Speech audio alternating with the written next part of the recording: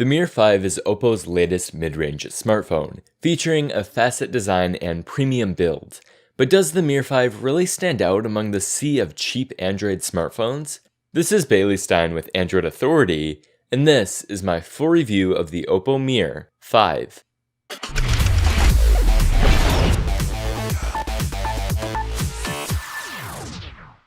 If there's one area where the Mir 5 shines, it's got to be design. Quite literally, actually.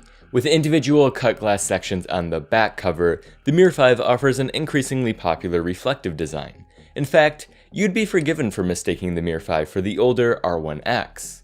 Weighing in at an average 160 grams and with a thickness of 7.65 millimeters, the Mir 5 feels comfortable in the hand. The bimetallic frame is a nice touch, and combined with a smaller form factor, makes the phone easy to grip with a single hand. The power and volume buttons provide good tactile feedback and are positioned nicely along the sides of the phone.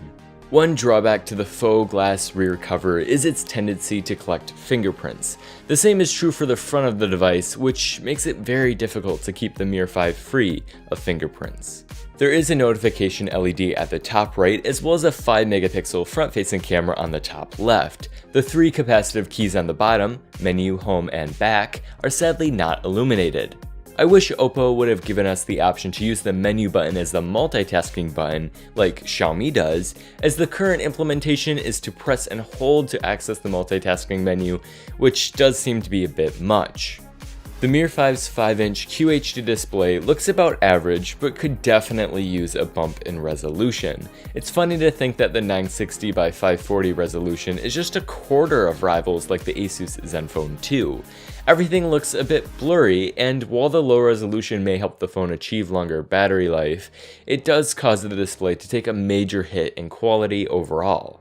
There's also no display protection like Gorilla Glass, so it would be wise to keep the factory installed screen protector on even after unboxing the phone. Featuring the quad-core 64-bit Snapdragon 410 clocked at 1.2 GHz, the Mir 5 is packing a relatively low-end processor. While I did notice apps taking a few more seconds to load, day-to-day performance was surprisingly good for the processing package.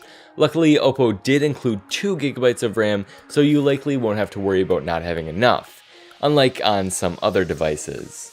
Coupled with the Adreno 306, the Mir 5 is able to play most games without any issues. Thanks to the lower screen resolution, frame drops are rare even in games like Need for Speed Most Wanted. The Oppo Mir 5 supports 802.11n Wi-Fi, GPS, and Bluetooth 4.0. Carrier support will vary based on the model, but the American version partially supports HSPA Plus on AT&T and 2G on T-Mobile. There are also 4G LTE bands, however, with 1, 4, 7, and 17 being supported on the American version. It is missing band 2 and 5 for AT&T and 2 and 12 for T-Mobile, which may cause problems for certain users in certain areas. The rear speaker sounds pretty good with little distortion.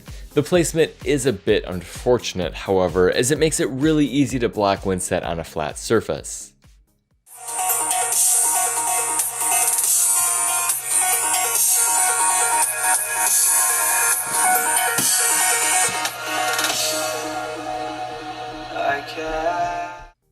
Battery life on the Mir 5 was good, but not great. The 2420 mAh non-user replaceable battery was able to get me from 9 AM to 9:30 PM with just over 3 hours of screen on time. That was with brightness set to 75% and Wi-Fi on for the entire day. If you are a power user, chances are better than not that this phone won't be able to make it through a full day of use. Light users, on the other hand, should have no trouble with battery life. There is a normal power saving mode as well as a super power saving mode if you really need to just get a bit more out of the battery. The 8-megapixel rear camera produced mostly good looking images, especially for the price. As is the case with most smartphone cameras, it performs best in well-lit environments. I do appreciate the slider next to the focus point within the camera app that lets you adjust the exposure quickly if needed. Speaking of the camera app, it's undoubtedly taking some inspiration from Apple. There are many shooting modes, however, although there aren't many manual settings available. The Oppo Mir 5 ships with ColorOS version 2.1 over Android 5.1.1 Lollipop. ColorOS replaces a lot of stock Android elements, including the settings, multitasking menu, launcher, and lock screen. That's not to say that ColorOS is bad, however. The animations are all very nice, and the launcher offers some of the best customization options despite not having an app drawer. Maybe it's a problem on my end, but I noticed that the multitasking menu would occasionally refuse to close certain apps. I have to keep swiping until ColorOS realizes that I want to close the app, and this can just be very frustrating. I've had this issue before on other skins using an iOS style app switcher, and I think that it could use some improvement in ColorOS.